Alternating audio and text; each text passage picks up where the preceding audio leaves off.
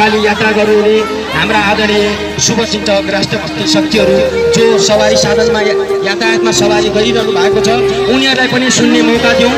जुन विचारको समय भइसकेको छ दुनियाँमा कुनै त्यस्तो तागत छैन जसलाई रोक्न सकोस्। तपाईँ हामी सबै मिलेर मलजल गरौँ। जनक्रान्ति जिन्दाबाद। साथीहरू, यहाँलाई यो कार्यक्रममा म स्वागत गर्न गइराखेको छु।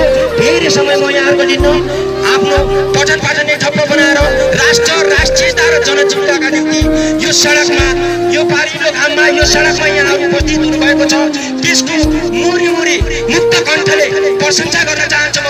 साथीहरू, यतिखेर देश एउटा संक्रमणकारी घडीबाट गुज्रिरहेको छ।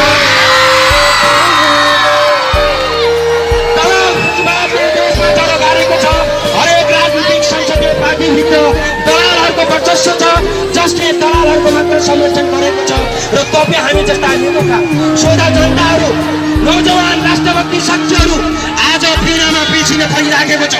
आज अभावमा पिल्सिन परिराखेको छ। यो घडीमा एकचोटि यो दलाल राज्य सत्तालाई चुनौती खडा गर्नको निम्ति हामी यहाँ उपस्थित भएका छौँ। बाख्रा बेचेको भैँसी किनबेच गरेको पैसा तिर्नुपर्छ हामी आम सर्वसाधारण जनताले। राज्य किन महन्छ?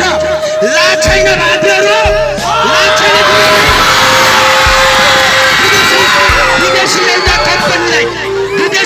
कम्पनीलाई हाम्रो भूभागमाथि ल्याएर हामी नेपाली जनताको भावनामाथि कुठाराघात गर्दै 72 करोड रुपियाँ दिन सकिएको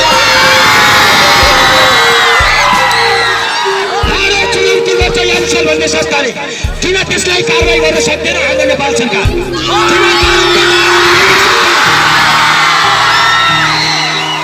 यहाँ थुप्रै भ्रष्टाचारहरू मौलाएका छन्।